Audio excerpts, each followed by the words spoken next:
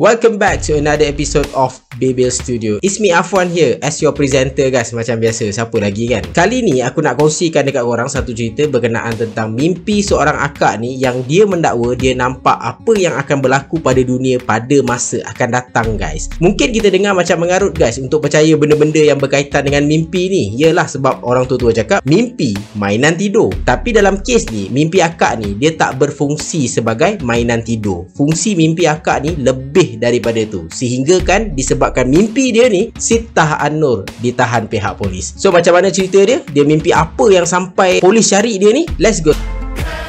Menggunakan gelaran Sittah An-Nur, ada seorang akak ni, umur dia dalam 39 tahun guys. Dia share pasal pengalaman mimpi dia guys. Berdasarkan daripada mimpi Sittah An-Nur, dia cakap akan berlaku perang dunia ketiga tak lama saja lagi, dan perang ni akan bermula di Sabah. Kalau korang dengar dia punya share pasal mimpi dia ni, seriously memang panjang gila dia. Dari dia start mimpi tengok perang dekat Sabah tu, sampailah dia terkorban dekat atas satu bukit yang kawasan dia sendiri pun tak pasti dekat mana. Tapi cerita mimpi dia ni tak habis dekat situ. Sittah An-Nur cakap lepas dia mati dalam mimpi tu, dia terjaga dekat satu kawasan yang ada ramai orang dekat situ, dan dia dengan beberapa orang pun kena menempuhi satu perjalanan yang sangat-sangat panjang. Dia percaya masa tu dia sedang meniti sirat Allah. Panjangnya cerita dia ni sampaikan dia bertemu dengan Nabi Muhammad sallallahu alaihi wasallam dan juga berdialog secara direct dengan Allah Subhanahu wa taala. Daripada mimpi dia ni lah terbentuk satu kumpulan yang dipanggil Perjalanan Mimpi Yang Terakhir, yang mana misi dari kumpulan ni adalah untuk lari selamatkan diri dari bencana yang akan berlaku pada masa akan datang dan mencari sosok Imam Mahdi. Dan segala gerakan yang dilakukan oleh kumpulan ni dipercayai berpandukan mimpi Sittah An-Nur. Ramai ke yang terlibat dalam gerakan ni? Berdasarkan research aku sendiri, gerakan ni sedang makin membesar di seluruh Malaysia. Memang seriously, dekat Malaysia jangan cakap lah, memang banyak gila. Bahkan ideologi yang dibawa oleh Sittah An-Nur ni tembus ke negara-negara jiran kita, which is Indonesia, Brunei, Singapura. Bukan itu sahaja, based on maklumat yang aku ada, gerakan ini juga sudah ada di kalangan orang-orang Islam yang ada di Australia dan juga Middle East. Korang bayangkan dahsyat tak dahsyat lah gerakan ni.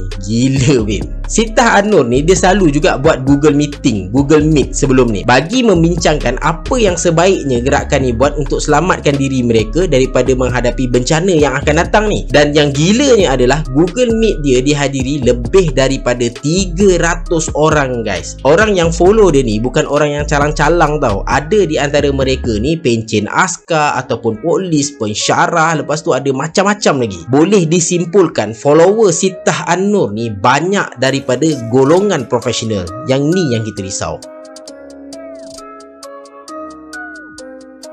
Kenapa orang boleh percaya dengan Sittah An-Nur? Walaupun ikut akal logik manusia, benda ni tak masuk akal. Macam mana kau boleh percaya mimpi kot? Ini pendapat aku sendiri. Apa yang dikatakan oleh Sittah An-Nur ni kena dengan situasi kita sekarang ni. Kita sekarang ni tengah ke laut kot disebabkan oleh pandemik COVID-19. And of course, disebabkan isu ni, banyak sangat-sangat teori dan juga ramalan yang berunsurkan konspirasi yang keluar dari pelbagai pihak. So ini yang membuatkan ramai orang percaya dengan apa yang dikongsikan oleh Sittah An-Nur itu benar, sehingga kan mereka ni boleh buat satu gerakan yang dikatakan boleh mengancam keselamatan negara guys. Selain daripada itu juga, faktor nak cepat masuk syurga antara penyebab kepada orang ramai terpengaruh. Dan faktor ni biasalah, semua ajaran yang sesat, semua ajaran yang macam ni lebih kurang sebenarnya menawarkan perkara yang sama. If you follow me, then kau senang masuk syurga ataupun kau akan dijamin masuk syurga. Antara pengalaman mimpi yang dikongsikan oleh Sittah An-Nur ni adalah dia mendakwa dia melihat Malaysia dan juga Indonesia diserang oleh bom ataupun peluru berpandu, sehingga kan ramai sangat-sangat orang yang terkorban. Tak dapat dibayangkan betapa dahsyatnya kemusnahan yang terjadi pada masa tu. Kalau dia share benda-benda macam tu, then it's okay, aku tak ada masalah dekat situ. Sebab yelah, benda tu memang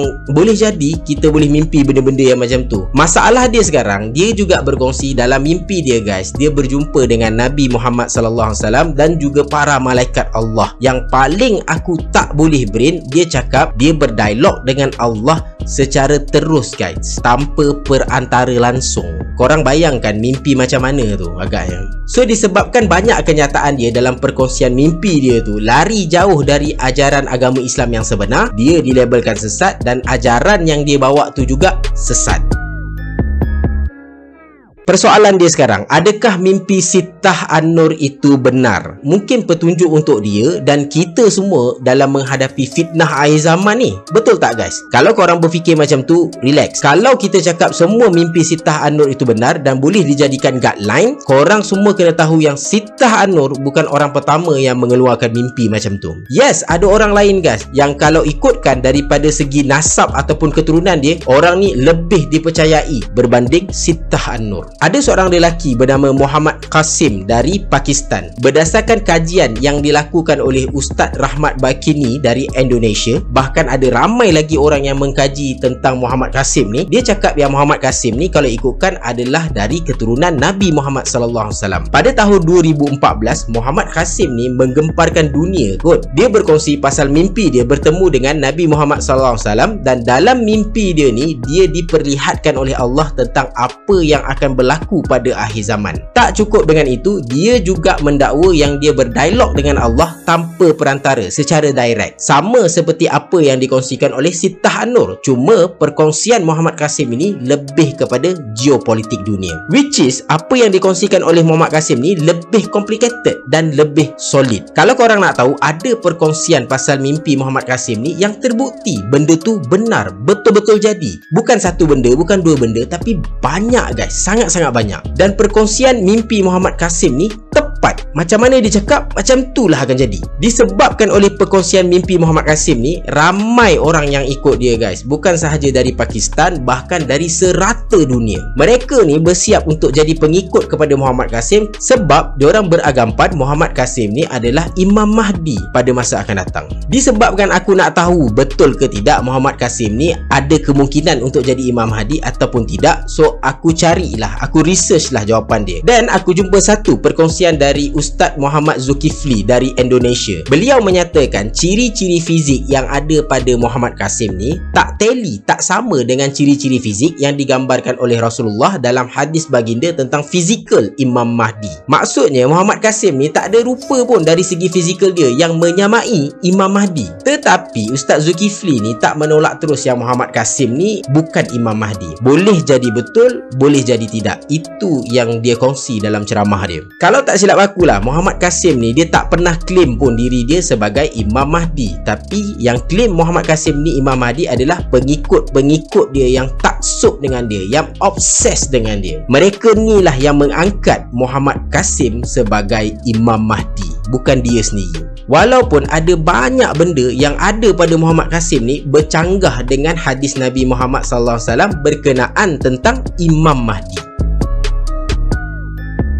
Okey guys, sekarang ni part yang paling penting dalam cerita ni. Sekarang ni kita ada dua orang yang berkongsi mimpi mereka pada dunia, dan kedua-dua ni menyampaikan benda yang lebih kurang sama. Kalau korang tak percaya, korang boleh cek apa yang disampaikan oleh Muhammad Qasim dan apa yang disampaikan oleh Sittah An-Nur. So sekarang ni persoalan dia, siapa yang betul? Sittah An-Nur ataupun Muhammad Qasim? So sekarang ni macam mana nak settle? Kepada pengikut Sittah An-Nur dan Muhammad Qasim, korang tak boleh pilih dua-dua sebab ramalan yang diutarakan oleh kedua belah pihak tak sama tentang apa yang berlaku pada akhir zaman. So korang ada satu pilihan saja, sama ada korang nak pilih Sittah An-Nur ataupun Muhammad Qasim. Ataupun aku bagi korang pilihan yang ketiga. Aisyah radhiyallahu an, isteri Nabi Muhammad SAW, pernah ditanya oleh seorang sahabat Nabi, hal ra'a Muhammadur rabbahu, adakah Muhammad melihat Tuhan masa peristiwa Isra' Mi'raj? Apa yang Aisyah radhiyallahu an balas? Wallahi laqad qaffa syakri bimaquds. Maksud dia, meremang bulu roma aku bila dengar pertanyaan ni. Aisyah radhiyallahu an nak cakap yang dia gerun dengar perkataan tengok Tuhan dari sahabat Nabi yang bertanya tu. Innama ra'an nur, sesungguhnya dia melihat cahaya. Aisyah radhiyallahu an sambung, betul tak dinafikan ada khilaf antara ulama tentang persoalan sama ada Nabi Muhammad masa peristiwa Isra' Mi'raj tu tengok Allah ataupun tidak. Tapi benda tu kita jangan panjangkan, biar ulama dan orang yang ada otoriti untuk bahas benda-benda tu. Kita tak ada otoriti, kita duduk diam je. Syekh Said Hawa dalam satu buku dia pernah cakap macam ni, kalaulah Aisyah radhiyallahu an dengar soalan, tengok Allah tu dah meremang bulu roma dia, sedangkan itu baru pertanyaan dan tak salah pun pertanyaan tu guys. Korang bayangkan kalau hari ni orang cakap dia mimpi jumpa Allah, berdialog dengan Allah secara terus, agak-agak macam mana reaksi Aisyah radhiyallahu an. Mimpi ni dia tak boleh dijadikan sandaran ataupun syariat, sebab benda tu mimpi. Mimpi tu mainan tidur, melainkan kau adalah Nabi, yang itu lain cerita bang. So pilihan ketiga yang aku boleh bagi kepada pengikut Sittah An-Nur dan juga Muhammad Kasim adalah jangan taksub dengan mimpi-mimpi mereka ni. Itu yang paling senang. Nak dengar boleh, silakan, tapi please kita cari dulu kesahihan dari cerita-cerita yang diorang kongsikan. Tanya pada orang yang lebih pakar, bukan kita buat tafsiran sendiri, sebab benda ni melibatkan akidah kot.